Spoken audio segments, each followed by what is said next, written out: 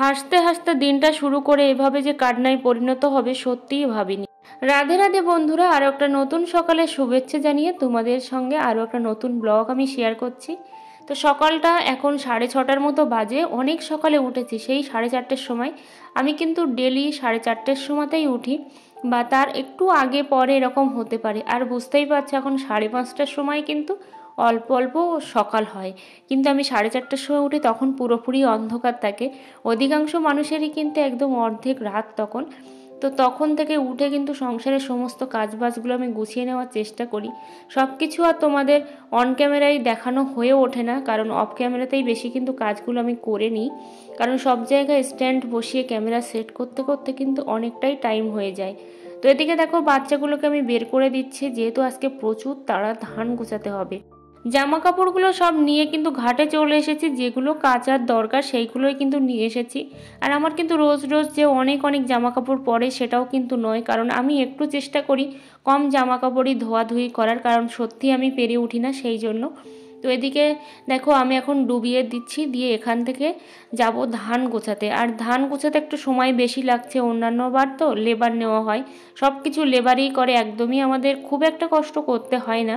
কিন্তু এবার থেকে আমাদের খুবই কষ্ট করতে হবে, যেহেতু আমাদের মেশিনে ধান কাটা হয়েছে, কোনো রকম লেবার নেওয়া হয়নি, সব কিছু আমরা নিজেরাই করছি। আর সাথে হচ্ছে ওই যে বিরিয়ানি খাওয়াইয়েছিলাম, তোমাদেরকে একটা ব্লগ দিয়েছি, তো ওই ব্লগে দেখিয়েছিলাম যে যাদেরকে খাইয়েছিলাম তারা একটু হেল্প করে দিয়েছিল হাতে হাতে, এটাই হচ্ছে।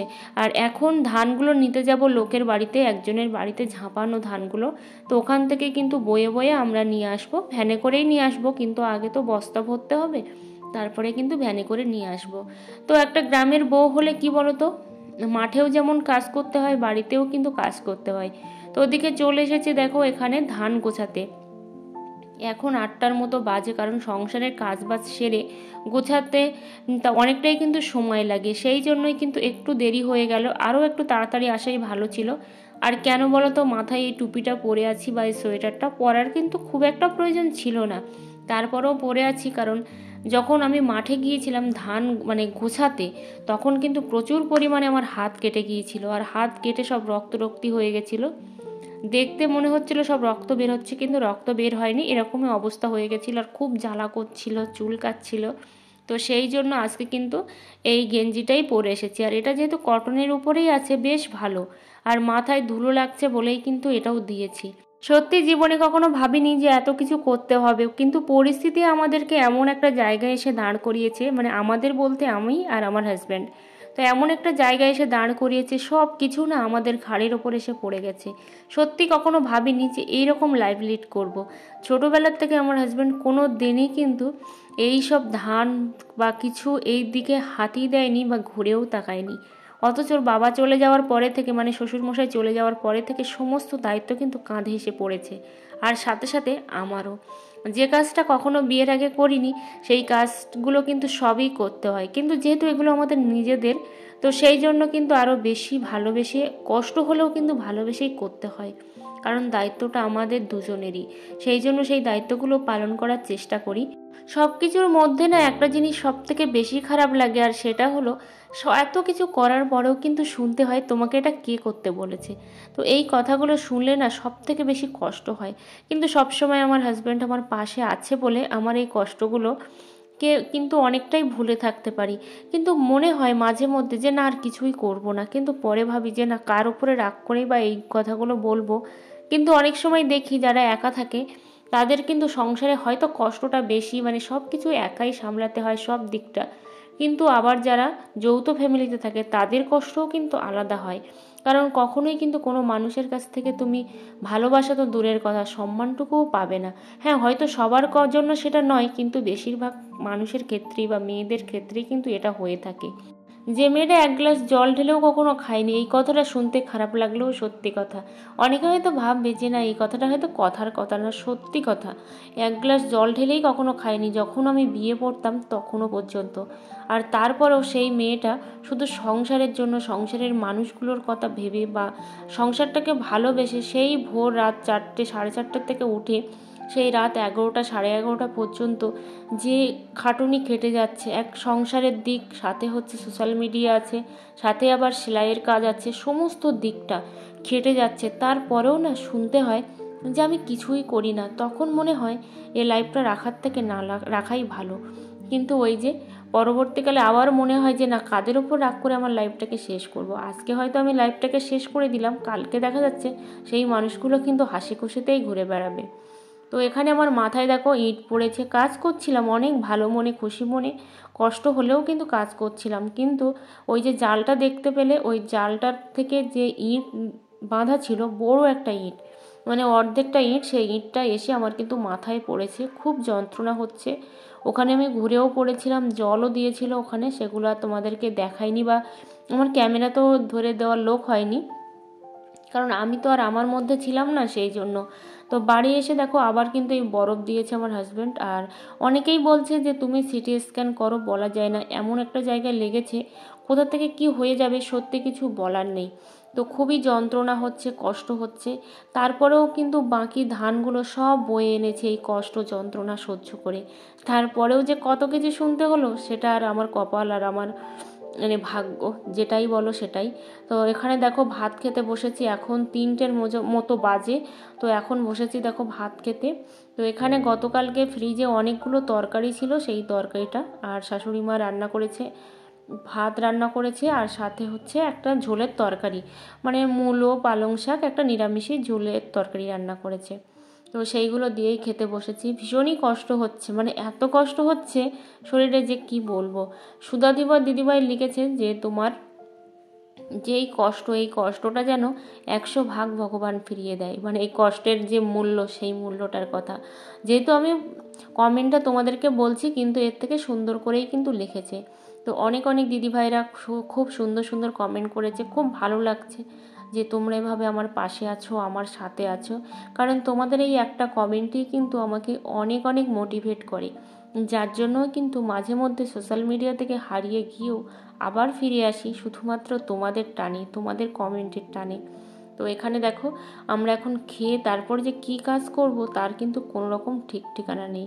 আসলে ভিডিওটার ভয়েস দিতে গিয়ে না অনেকবার আমাকে দেখতে হচ্ছে, যেহেতু 1 সপ্তাহ আগের ব্লগ, তো তো সেই জন্য কিন্তু অনেক মানে ভেবে ভেবে বা বুঝে বুঝে তবেই কিন্তু দিতে হচ্ছে। তো এত শরীর খারাপের পরেও মনে হলো যে না, আমাকে কিন্তু গোপাল আনতে যেতে হবে। কেন জানি না আজকে গোপাল আনতে যাব বলেই কিন্তু বেরিয়ে পড়লাম দেখো।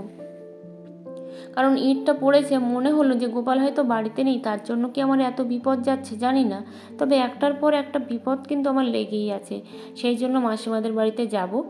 তো এখন হচ্ছে আমাদের বাজারেই আছি। তো আজকে হচ্ছে হাটবার, সেই জন্য তোমাদের সাথেও একটু শেয়ার করলাম। দেখো হাটে কিন্তু প্রচুর লোক হয়েছে। এটা শুধু মেন রোড, ভেতরে কিন্তু অনেক বড় বাজার।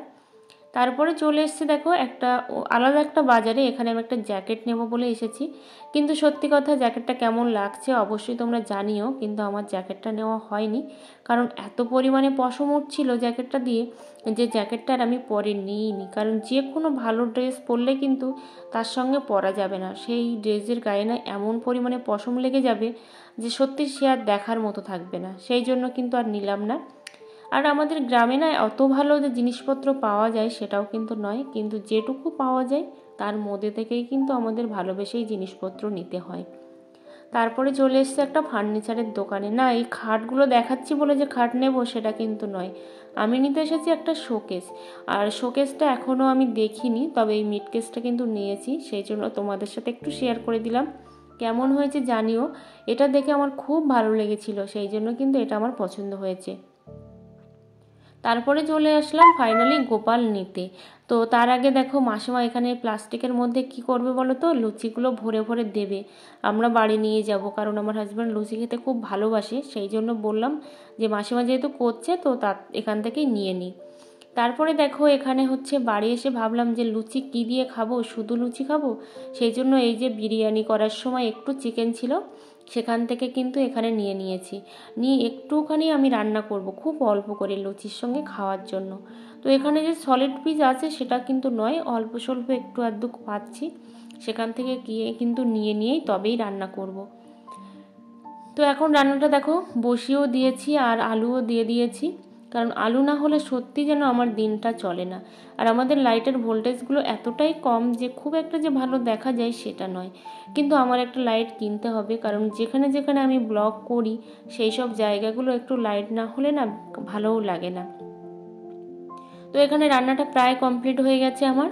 আর সাথে দেখো এখানে আমার কিন্তু তরকারিতে জলও দিয়ে দিয়েছি, তখন তো তোমাদেরকে দেখাচ্ছিলাম কষাই।